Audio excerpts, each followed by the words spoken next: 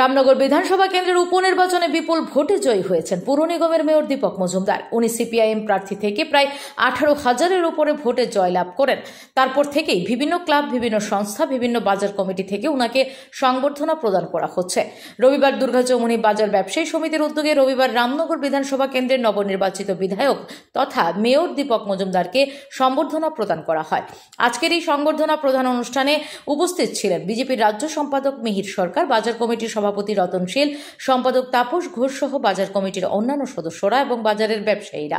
বক্তব্য রাখতে গিয়ে বিধায়ক তথা মেয়র দীপক মজুমদার বলেন, যেহেতু আমার বাড়ি রামনগরে এবং আমার বাবা এবং আমি এই দুর্গাচৌমুহনী বাজার থেকে বাজার করি, অর্থাৎ এই বাজারের সঙ্গে আমার একটা আত্মিক সম্পর্ক রয়েছে। আগরতলা শহরের প্রত্যেকটি বাজারকে আধুনিকতম বাজার হিসেবে গড়ে তোলার প্রয়াস নিয়েছে পুর নিগম।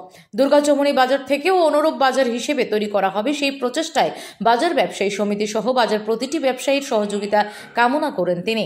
দুর্গাচৌমুহনী বাজারে যারা পৌরসভার কোনো বৈধ কাগজ ছাড়া যত্রতত্র বসে আছে, তাদের ব্যাপারে চিন্তা ভাবনার পরামর্শ দেন বাজার কমিটিকে। আমি প্রথমেই ধন্যবাদ জানাই দুর্গাচৌমুহনী ব্যবসায়ী সমিতিকে, যারা আমাকে সম্বোধিত করছেন আজকে বিশেষ অনুষ্ঠানের মাধ্যমে। কারণ দুর্গাচৌমুহনী বাজার সঙ্গে আমি বহুদিন ধরে বিভিন্ন বিষয়ে যুক্ত আছি। আমি নিজেও একসময় এখান থেকে বাজার করতাম, আমার বাবাও সবসময় দিদিতে ছিলেন দুর্গাচৌমুহনী বাজার থেকে বাজার করতেন। তাদের দুর্গাচৌমুহনী বাজারের সঙ্গে আমার ব্যক্তিগত পারিবারিক সম্পর্ক জড়িত আছে।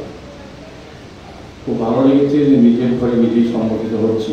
এই বাজার কমিটির যারা সমিতির যারা পরিচালনা কমিটি আছেন বা যারা এখানে উপস্থিত আছেন, আমাদের সজ্জনেরা, এই এলাকার অভিভাবকরা, প্রত্যেকের সঙ্গে প্রায় অনেকের সঙ্গে ব্যক্তিগত সম্পর্ক আমার আছে।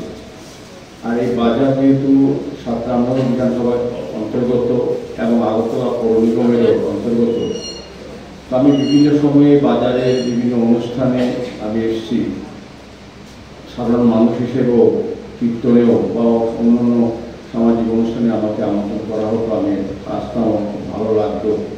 Bureau report, S Bharat live 24 hours.